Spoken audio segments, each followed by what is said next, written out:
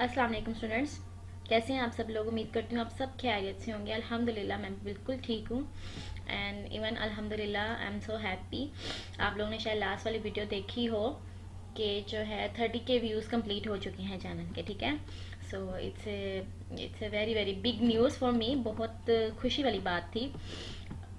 मतलब आप लोगों ने इतना वॉच किया कि 30K, जब 25K हुए थे तो मुझे यकीन ही नहीं आ रहा था। आई वॉज लाइक के ये कोई फेक ईमेल है या इस तरह से। मुझे सच में समझ नहीं आई थी कि वो 25K व्यूज़ से हम कंप्लीट हो गए और उसके बाद फिर ये 30K।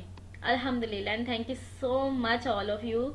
ऑफ कोर्स आप लोगों ने वॉच की है, मैंने तो नहीं वॉच किए ना कि 30,000 या 30K जो है वो मैंने वॉच किया हो। तो आपने वॉच किया है, आपने व्यूज़ दिए हैं, तो थैंक यू सो मच। बहुत बहुत ज़्यादा शुक्रिया कि आप लोगों ने मेरा साथ दिया है इस जर्नी में। अब थोड़ा सा जो हमारा नेक्स्ट माइलस्टोन जो है वो सब्स यानी सब्सक्राइबर्स, 1K सब्सक्राइबर्स एंड जो वॉच आवर है, वॉच टाइम चाहिए हमें 4000 आवर्स का, ठीक है। और इंशाल्लाह वो भी जल्द से जल्द पूरा हो जाएगा, मुझे पूरी उम्मीद है। तो आज का जो टॉपिक है वो बॉटनी में स्टार्ट करें। पेपर ए हम लोगों ने कंटिन्यू किया था और काफ़ी टाइम हो गया था कि मैं इस पे लेक्चर नहीं प्रिपेयर कर पा रही थी। कुछ डिमांड्स भी नहीं थी और कुछ मुझसे खुद भी मतलब नहीं हो पा रहा था। जोलॉजी का हो रहा था, बार बार उसी पे डिमांड भी आ रही थी और वो जो है उसी की ज़्यादा हो रही थी। इस वजह से फिर मुझे वही प्रिपेयर करना पड़ा।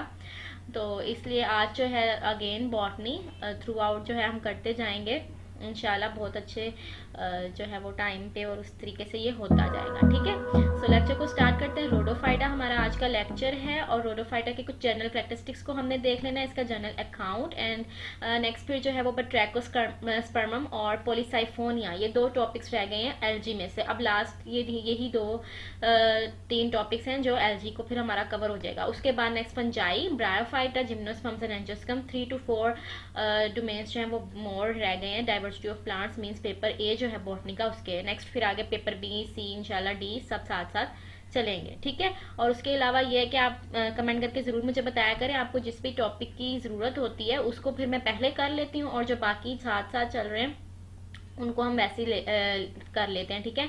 जो भी टॉपिक या जो भी चीज़ आपको चाहिए होती है मुझे पहले बता दिया करें, हम उस पर पहले काम कर लेते हैं और बाकी बाद में, ठीक है। तो अब आप बुक्स को ओपन कर लें। बुक्स ओपन कर लेंगे तो आपको ज़्यादा फ़ायदा होगा। ये थोड़ा सा ब्लर है, ट्राई किया था मैंने कि ये ना हो, लेकिन वो फिर दोबारा उस पर वही चीज़ आ गई। इंशाल्लाह नेक्स्ट टाइम नहीं होगा। तो आज के लिए आप ऐसा करें ना, आप बुक ओपन कर लें, बुक ओपन करें और साथ साथ उसको वहीं से रीड भी कर लें जो मैं कर रही हूँ, तो उस तरह से आपके लिए ईजी हो जाएगा। अब जर्नल अकाउंट है सबसे पहले, तो इसमें कुछ जर्नल सी करेक्टरिस्टिक्स हैं कि वो कहाँ पे उनकी अक्रेंस है, कहाँ पे उनका हैबिटेट है, कैसे रहते हैं, किस तरह की उनकी जो है वो हैबिट्स हैं, जो ग्रोथ है उनकी वो किस तरह से शेप किया है, ठीक है। ऑर्गन्स कैसे हैं। द रेड एलजी और the rhodophytes like the brown algae, ये ब्राउन एलजी की तरह इज प्रोमिनेंटली मेराइन, ज़्यादातर क्या होती है मेराइन आती है, लेकिन however some species are the some species are the fresh water, ठीक है। लेकिन कुछ स्पीशीज जो हैं ये फ्रेश वाटर भी हैं जिसमें बट्रैकोस्पर्मम है and found in the streams, Pond's and जो भी स्ट्रीम साइड्स हैं, पॉन्ड्स हैं, रिवर्स हैं, जो इस तरह के एरियाज होते हैं वहाँ पे ये ज़्यादा प्रेजेंट होती हैं जो फ्रेश वाटर वाली हैं जैसे बट्रैकोस्पर्मम है। Marine species found in the both littoral zone, जो मेराइन स्पीशीज हैं वो लिटोरल जोन में भी हैं और सब लिटोरल जोन में भी। लिटोरल जोन आपको पता है अप साइड जो पोर्शन होता है वो, और जो बिल्कुल टॉप पे और उसके बाद फिर सेकंड टॉप जो है वो पार्ट वो लिटोरल और सब लिटोरल पार्ट है, ठीक है। Next is the many species is the precipitate, it means that is calcium जो है उसमें कैल्शियम कार्बोनेट प्रेसिपिटेट करता है ऑन देयर सेल सर्फेसिस, उनकी सेल सर्फेसिस के ऊपर, एंड दे बिकम दी कैल्केशियस, वो कैल्केशियस बन जाती हैं। आपको उसके ऊपर डिपोजिशंस नजर आएंगी कैल्शियम सल्फेट की। जब उसके ऊपर कैल्शियम सल्फेट की डिपोजिशंस होते हैं तो वो कैल्शियम कैल्केशियस हो जाती हैं and these are the important forms. इनकी जो इम्पोर्टेंट फॉर्मेशन है रीफ फॉर्मेशन, जब रीफ बनते हैं तो उसमें इनकी जो है वो फॉर्मेशन और इनकी अक्रेंस की वजह से ये सब होता है, और इस वजह से वो रीफ की जो अक्रेंस है वो कैल्केशियस, आपको उसके ऊपर कैल्शियम सल्फेट की डिपोजिशन और वो सब इनकी प्रेजेंट की वजह से होता है रोडोफाइटा या बट्रैकोस्पर्मम पोलिसाइफोनिया, यानी इसकी जो और भी स्पीशीज है उसकी वजह से। And the thallus is the fundamentally filamentous, सबसे पहले जो थैलस है वो फंडामेंटली फिलामेंटस होता है, फिलामेंट की शेप का होता है, and is built up in the 2 planes, और ये 2 प्लेन्स में बनता है।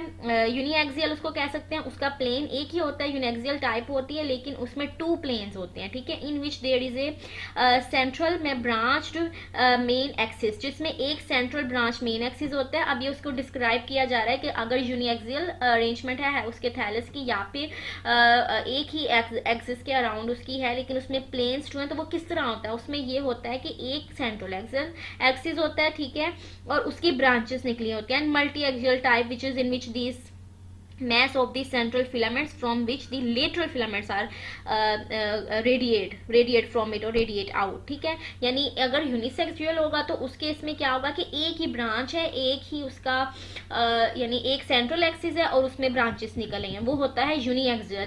और जो मल्टी एक्सियल है उसके इसमें क्या होता है कि जो यानी डिफरेंट दरमियान में एक एक्सिस है और उसमें रेडिएट कर रही हैं बहुत ज़्यादा ब्रांचेस, ठीक है, तो इसको कहते हैं हम मल्टी एक्सियल। तो ये दोनों क्या है, यूनिएक्सियल और मल्टी एक्सियल के मैस होता है पूरा सेंट्रल फिलामेंट का, और उसमें से बहुत ज्यादा लेटरल ब्रांचेस जो है रेडी आउट करती हैं।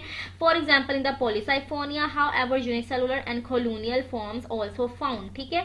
जैसे ज्यादातर मोस्टली इस तरह की जो मल्टी एक्सियल है वो पॉलीसाइफोनिया में होती है, और ये आप जब हम नेक्स्ट करेंगे ना पॉलीसाइफोनिया को तो आपको पता चल जाएगा कि पॉलीसाइफोनिया जो है वो मल्टी एक्सियल बॉडी फॉर्मेशन या थैलस फॉर्मेशन को शो करता है, ठीक है। Fourth point, the growth of the thallus is nearly always apical except in the जो इसमें सेंगोस्पाइसी है उसके अलावा सब में ज़्यादातर क्या होता है कि thallus is nearly always apical, यानी वो एपिकल जो है वहीं से थैलस की ब्रांचिंग होती है, थैलस की फॉर्मेशन या उसकी ग्रोथ जस्ट एपिकल सेल से होती है। Otherwise branches is nearly always monopodial, और फिर देखें वो एक ही पोर्ट से या एक ही पॉइंट से ब्रांचिंग स्टार्ट होती है तो वो मोनोपोडियल ब्रांचिंग होती है अगर एक ही पॉइंट से हो, और अगर सिर्फ एपिकल से हो तो वो फिर एपिकल ब्रांचिंग कहलाती है थैलस की ग्रोथ, ठीक है।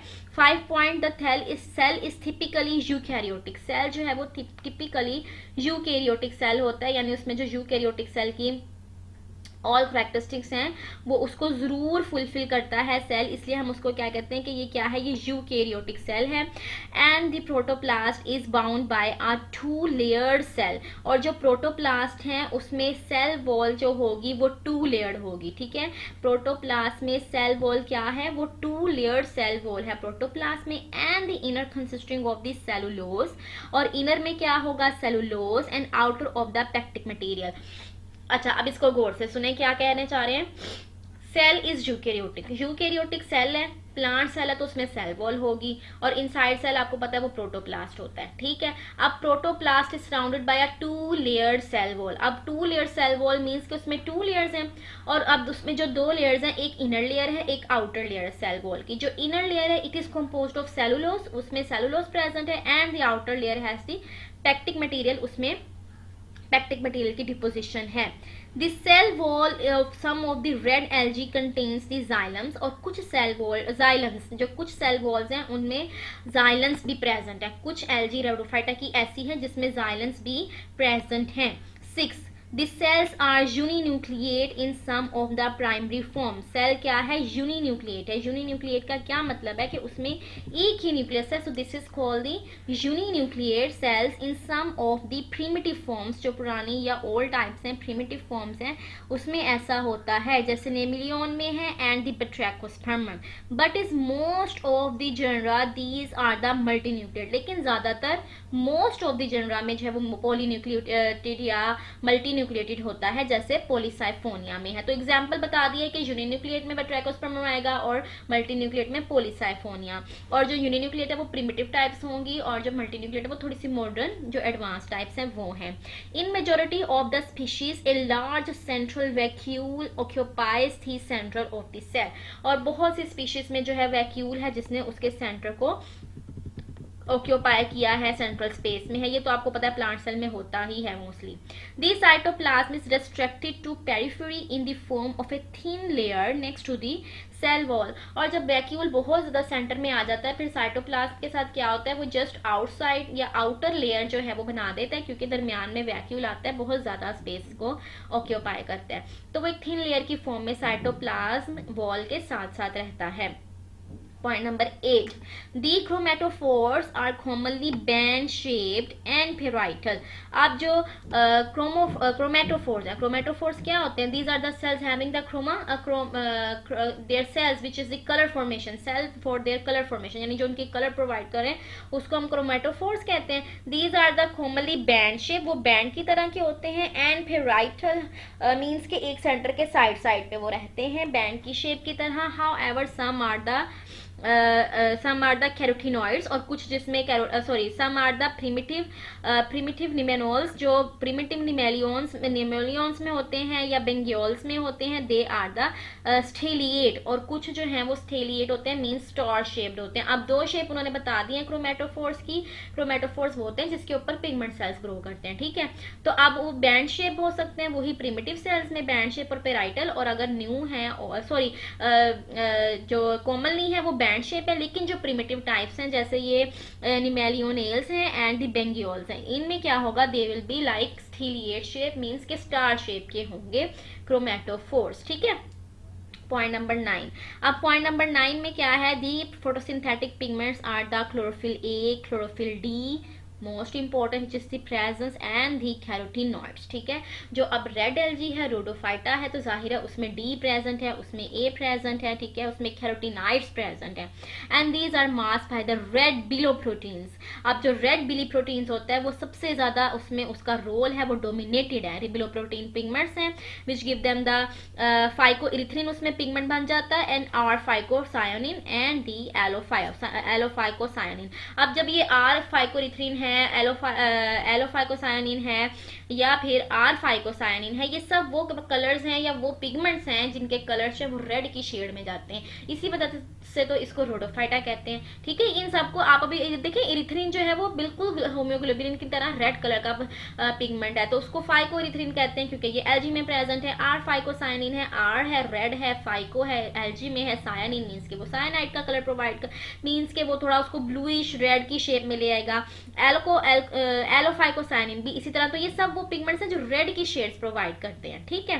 Point number 10. The reserve food is stored in a complex carbohydrate. एक कॉम्प्लेक्स कार्बोहाइड्रेट की फॉर्म में जो फूड है वो स्टोर होती है, which is called the floridean starch. इतना important MCQs, short question, blank, कुछ भी आप इसको कह लें, ये है कि रेड का जो पिगमेंट स्टोर्ड मटेरियल है वो फ्लोरिडियन स्टार्च है, ठीक है.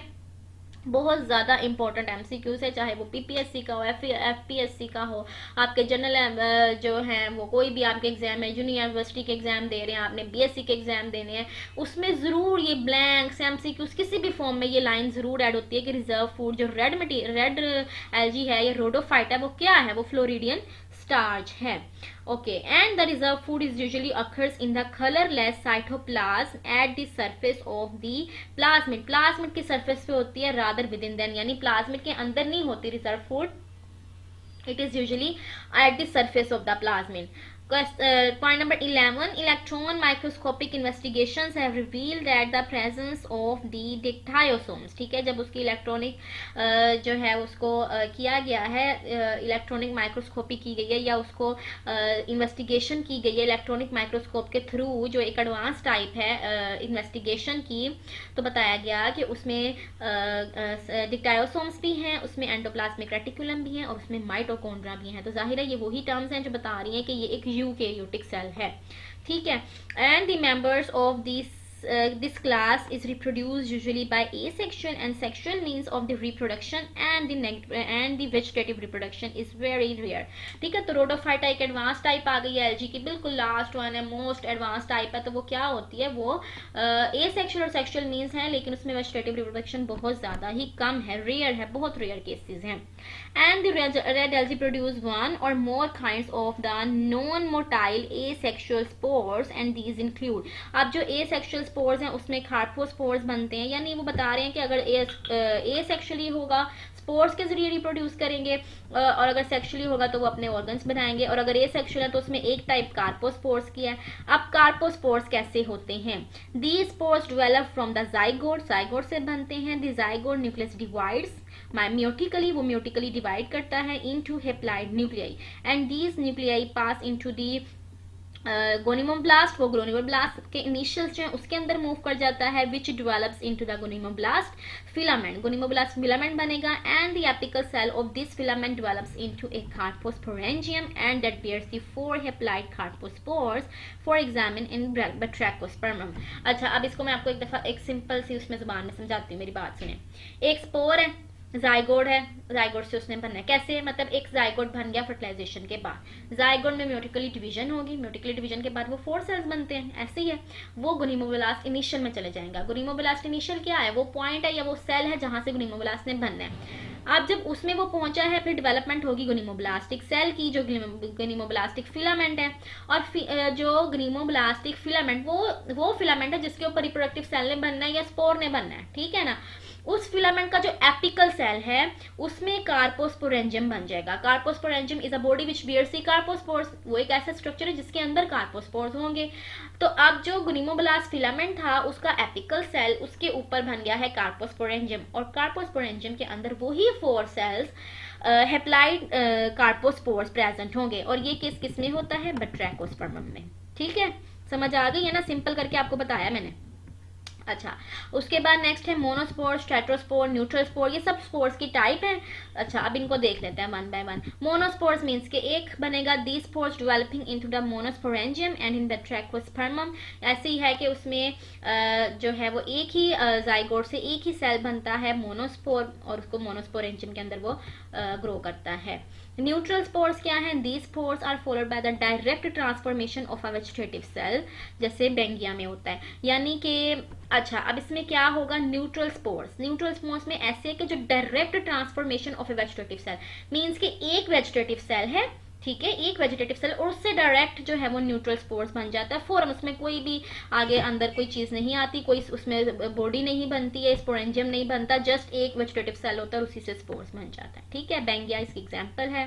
टेट्रास्पोर्स मीन्स के 4 these spores are produced on the diploid plant in tetrasporangium, tetrasporangium के अंदर बनेगा, which spores are produced in batrachospermum, इसमें ये भी batrachospermum में ही ऐसा होता है। बायस्पोर्स एंड पोलिस्पोर्स, अब ये थोड़ी सी इनकी टर्म्स को देख लेते हैं। बायस्पोर्स एंड पोलिस्पोर्स, फिर लेक्चर हमारा एंड हो जाएगा। थोड़ा सा है, देखिए इसमें क्या है। In the plants, in the certain plants, two spores are produced in sporangium, and these spores are called the biospores. And in some other species, many spores are produced per sporangium, so these are called the polyspores. देखिए उसके नाम से पता चल गया कि अगर एक स्पोरेंजियम के अंदर जस्ट 2 स्पोर्स बन रहे हैं, ठीक है, एक स्पोरेंजियम के अंदर अगर जस्ट 2 स्पोर्स बन रहे हैं तो वो बाइस्पोर्स हैं, और अगर उसके अंदर ज्यादा सारे स्पोर्स बन रहे हैं तो वो पोलिस्पोर्स हैं।